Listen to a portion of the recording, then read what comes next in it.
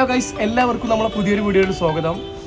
ഇന്ന് നമ്മളിവിടെ തയ്യാറാക്കുന്നത് ഈ സവാള കൊണ്ട് നമുക്കൊരു അടിപൊളി അച്ചാർ ഇവിടെ തയ്യാറാക്കാം. സവാള വാങ്ങിയിട്ട് പല പല ഐറ്റംസുകളൊക്കെ നമ്മളിവിടെ തയ്യാറാക്കിയിട്ടുണ്ട്. അപ്പോൾ ഞാൻ ഈയിടെ സവാള കൊണ്ട് ഒരാൾ അച്ചാർ ഉണ്ടാക്കണേ ഞാൻ കാണാനിടയായി. ആ അറിവ് നിങ്ങൾക്കും ഒന്ന് പകർന്നു തരാമെന്നുള്ളൊരു ആഗ്രഹത്തിലാണ്. അപ്പോൾ നമ്മളിത് കട്ട് ചെയ്യുമ്പോൾ സാധാരണ നമ്മൾ സവാള കട്ട് ചെയ്യുമ്പോൾ നല്ല സ്ലൈസായിട്ടാണ് കട്ട് ചെയ്യാറ്. അപ്പോൾ നമുക്ക് കുറച്ച് കനത്തിൽ ഇത് കട്ട് ചെയ്തിട്ട് എടുക്കാം കേട്ടോ.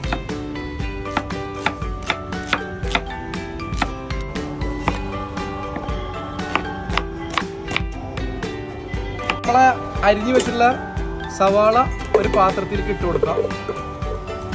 നമ്മളെ ഒരു പച്ചമുളക്, 2 പച്ചമുളക് നമ്മൾ ചെറിയ പീസായി കട്ട് ചെയ്തിട്ടുണ്ട്, അത് ഇതിൽ ആഡ് ചെയ്ത് കൊടുക്കാം. ഒരല്പം സുർക്കയും കൂടി വെച്ച് കൊടുക്കാം. പാകത്തിനുള്ള ഉപ്പും കൂടി ഇട്ട് കൊടുക്കാം കേട്ടോ. നല്ല ഒന്നുകൊണ്ട് മിക്സ് ചെയ്ത് കൊടുക്കാം. നമ്മളെ സവാളൊക്കെ ഏകദേശം നല്ല മിക്സ് ചെയ്ത് വെച്ചിട്ടുണ്ട്. ഇനി ഒരു ചെറിയൊരു പരിപാടിയും കൂടി ഉണ്ട്. ചട്ടി ചൂടായിട്ടുണ്ട്. അപ്പോൾ ഒരല്പം നല്ലെണ്ണ ഒഴിച്ചു കൊടുത്തിട്ടുണ്ട് കേട്ടോ. ഒരു 1/4 ടീസ്പൂൺ കടുക്, ഉലുവ, ഒരു 1/4 ടീസ്പൂൺ കടുക് പൊട്ടി വരുന്ന ഒരു സമയത്ത് ഫ്ലെയിം ഓഫ് ആക്കിയിട്ട് നമുക്കൊരല്പം മുളക് പൊടിയും കൂടി ഇട്ടാം കേട്ടോ. നമ്മൾ എടുത്തു വെച്ചിട്ടുള്ള ആ സവോളയിലേക്ക് അങ്ങനെ ഒഴിച്ചു കൊടുക്കുക.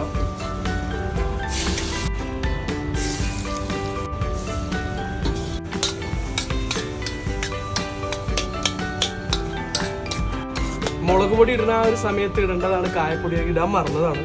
അപ്പോൾ നമ്മളിതിൽ ചൂടൊന്നും പോയിട്ടില്ല. അപ്പോൾ നമ്മൾ എന്ത് ചെയ്യാം, ആ കായപ്പൊടിയും കൂടി ഇട്ടിട്ട് നല്ലോണം മിക്സ് ചെയ്ത് ഇളക്കി വെച്ചിട്ടുണ്ട്. നമ്മളെ ഉള്ളി അച്ചാർ ഇവിടെ റെഡി ആയിട്ടുണ്ട്, സവോള അച്ചാർ. അപ്പോൾ നിങ്ങളൊക്കെ ഇതേപോലെ തയ്യാറാക്കി നോക്കുക.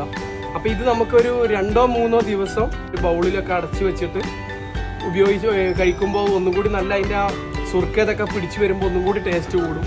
അപ്പോൾ ഇതേപോലെയൊക്കെ നിങ്ങളിന്ന് തയ്യാറാക്കി നോക്കി. അപ്പോൾ നമ്മളെ വീഡിയോ ഇഷ്ടപ്പെട്ട് നമ്മളെ ചാനൽ ഒന്ന് സബ്സ്ക്രൈബ് ചെയ്യുക. മറ്റൊരു വീഡിയോയിൽ കാണുന്നവരേക്കും ബൈ.